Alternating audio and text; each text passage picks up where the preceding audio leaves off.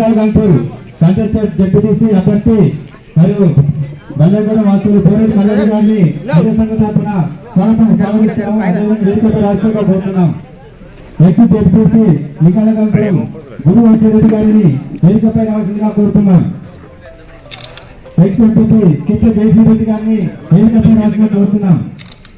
తెలంగాణ రజక రిజర్వేషన్ పోరాట సమితి అధ్యక్షులు రాష్ట్ర అధ్యక్షులు గోపిక రాజు గారిని వేదికపై రావాల్సిందిగా కోరుతున్నాం. కాంగ్రెస్ పార్టీ మహిళలు పొన్నూరు శివకుమార్ గారిని వేదికపై స్వాగతం సుస్వాగతం చెప్పుకుంటూ ఇప్పుడు సమావేశాన్ని ఉద్దేశించి మాట్లాడాల్సిందిగా ఏలూరు వీరను మాట్లాడాల్సిందిగా కోరుతున్నాం.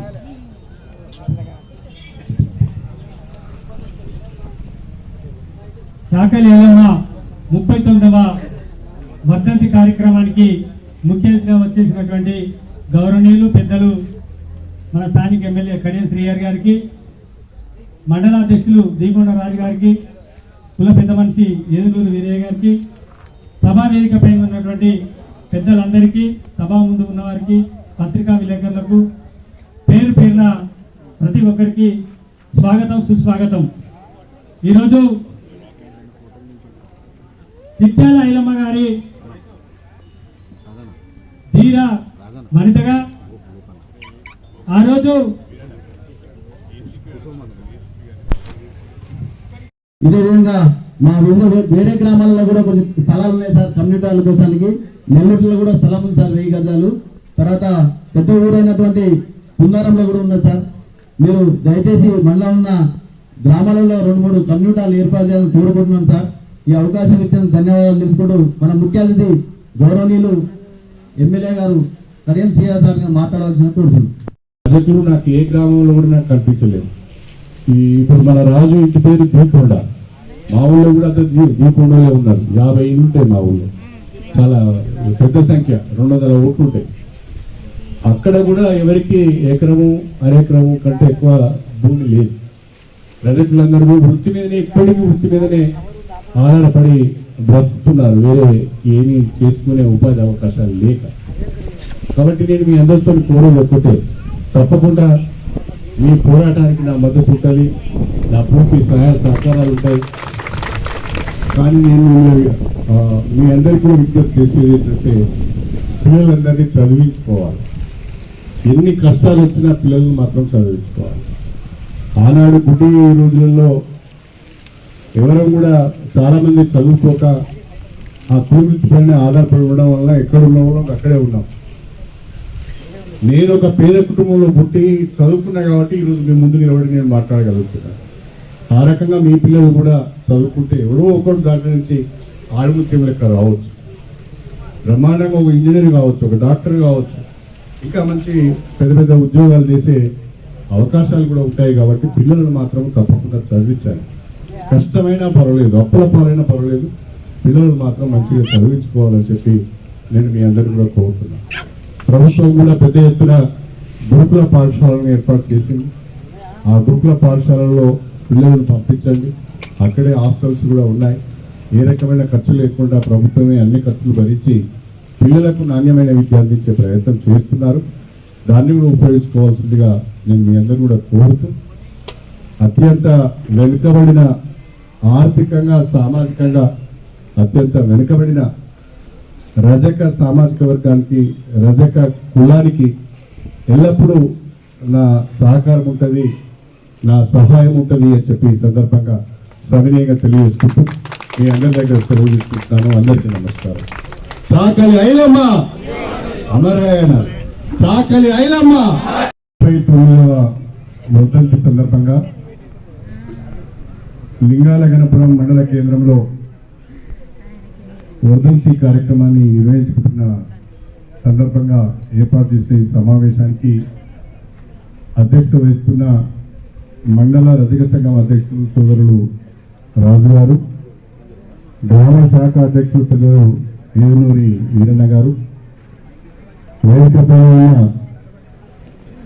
మన రజక సంఘ రిజర్వేషన్ పోరాట సమితి అధ్యక్షులు గోపరాజు గారు, స్థానిక సర్పంచ్ సోదరులు మనోహర్ గారు, డిప్యూటీసీ మాజీ వంశచంద్రెడ్డి గారు, మల్లారెడ్డి గారు, మా పార్టీ అధ్యక్షులు శివకుమార్ గారు, ఓబీసీ అధ్యక్షులు ప్రవీణ్ గారు, మన ఏసీపీ గారు, వేదిక పైన పెద్దలందరికీ, వివిధ గ్రామాల నుంచి ఈ వర్ధంతి కార్యక్రమంలో పాల్గొనడానికి ఇచ్చేసిన రజక కుల బాంధవులందరికీ, కాంగ్రెస్ పార్టీ నాయకులకు, గ్రామ ప్రజలకు, మీడియా మిత్రులకు అందరికీ పేరు పేరున నా హృదయపూర్వకమైన నమస్కారాలు తెలియజేసుకుంటున్నాను.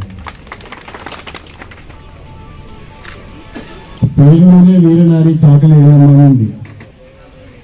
అంటే దాదాపుగా 1945, 1950 మధ్యకాలంలో భారతదేశానికి స్వాతంత్రము రాని రోజులలో పెద్ద ఎత్తున భూ పోరాటాలు, విముక్తి పోరాటాలు జరుగుతున్న రోజులలో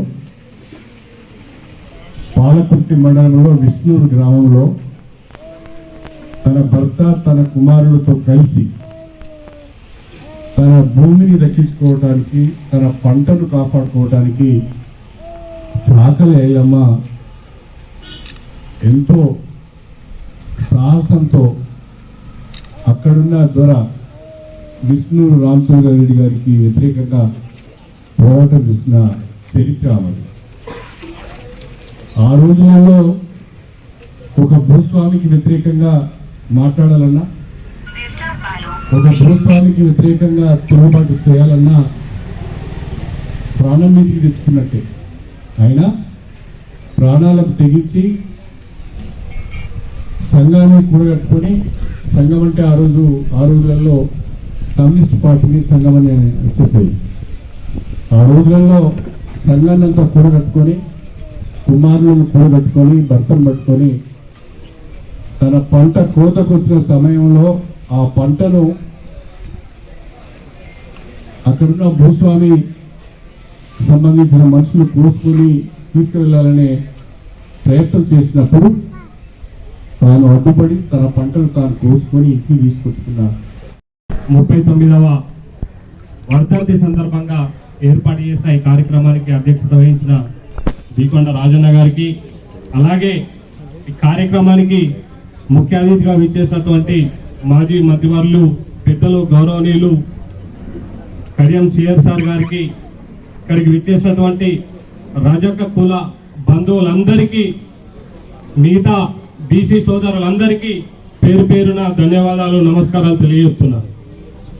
ఈరోజు చాకలి ఐలమ్మ ఈరోజు మన జనగామ గడ్డ మీద పుట్టినందుకు చాలా గర్వంగా ఉంది. ఎందుకంటే అప్పుడు ఏ తిరుగుబాటు లేని సందర్భంలో దొరలకు, రజాకారులకు ఎదురొట్టి మా భూమి మేమే దున్నుకొని బతుకుతాం, మేము కష్టపడి దున్నుకున్నటువంటి ధాన్యాన్ని మేమే తినాలి, మీకు ఎవ్వరికి చెందదన్న ఉద్దేశంతో ఆ రోజు తిరుగుబాటు చేసి పోరాటం స్ఫూర్తిని నింపినటువంటి చాకలి ఐలమ్మ. కాబట్టి చాకలి ఐలమ్మ స్ఫూర్తితోనే ఈరోజు తెలంగాణ ప్రత్యేక రాష్ట్రాన్ని తెచ్చుకున్నాం. గత ప్రభుత్వంలో కానీ, మొన్నటి వరకు పనిచేసిన ప్రభుత్వం కానీ చాలా మంది రజకులకి ఏం చేసినారని ఒక సూచన రావచ్చు. కాంగ్రెస్ పార్టీ రజకున్నట్లయితే నేను కాంగ్రెస్ పార్టీకి బీసీసీఎల్ జిల్లా అధ్యక్షునిగా నియమించింది కాంగ్రెస్ పార్టీ. ఈరోజు ఈ సభకు వచ్చేసినటువంటి స్థానిక ఎమ్మెల్యే కడియం శ్రీహరి గారు, వేదిక పైన ఉన్నటువంటి నాయకులు, ప్రజాప్రతినిధులు, విలేకరి మిత్రులు, అదేవిధంగా సిబ్బంది, పోలీస్ శాఖ, వివిధ కుల సంఘాల నాయకులు, మహిళలు, మేధావులు, కళాకారులు, ఉద్యమకారులు అందరికీ పేరు పేరున ఉద్యమ వందనాలు తెలియజేసుకుంటున్నాం. ఎందుకంటే ఎర్నూరి వీరన్న అన్నట్టు ఆల్రెడీ మేము ఏకైక ఎజెండాతోని ఈ రాష్ట్రంలో ప్రజలకు ఎస్సీ జాబితాగా చేరిస్తే మా భవిష్యత్తు బాగుపడుతుందని స్వతంత్రం వచ్చిన 76 సంవత్సరాలలో మేము ఎంతో ఇబ్బందిగా గురవుతున్నామని, ఈ రాష్ట్రంలో, ఈ దేశంలో సమాజానికి సేవ చేసే కులాలు మాదొకటి. మా ఆడపడుచులు ఎవరెవరో ఇంట్లో పోయి మేము బట్ట కొట్టుకుంటున్నాం, అక్కడ అక్కడ ఎన్నో ఇబ్బందులు అవుతున్నాయి. దాన్ని దృష్టిలో పెట్టుకొని అట్రాసిటీ అనేది రావాలి అంటే రజకు ఎస్సీ జాబితా తీరాగా చెప్పి మేము ఈ సందర్భంగా మాజీ డిప్యూటీ సీఎం గారికి తెలియజేసుకుంటున్నాం.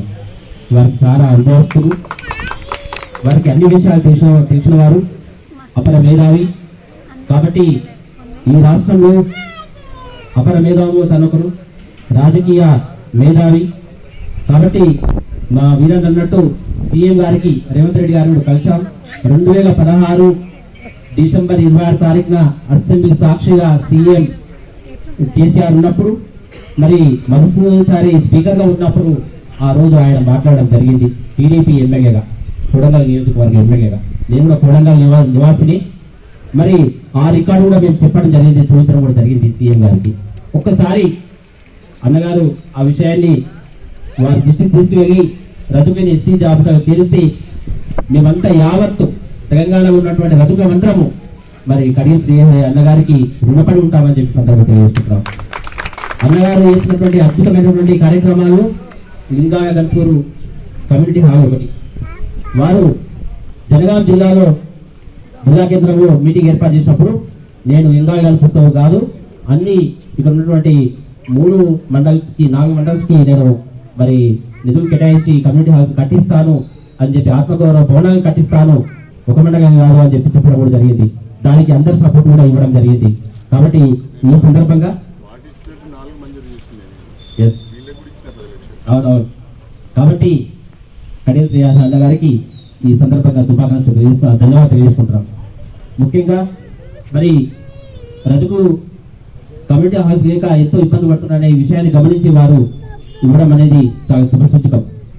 ఈ నియోజకవర్గంలో జరుగుతున్నటువంటి అభివృద్ధి కార్యక్రమాలు చాలా అద్భుతం. ఈవెన్ కొడంగల్ నియోజకవర్గం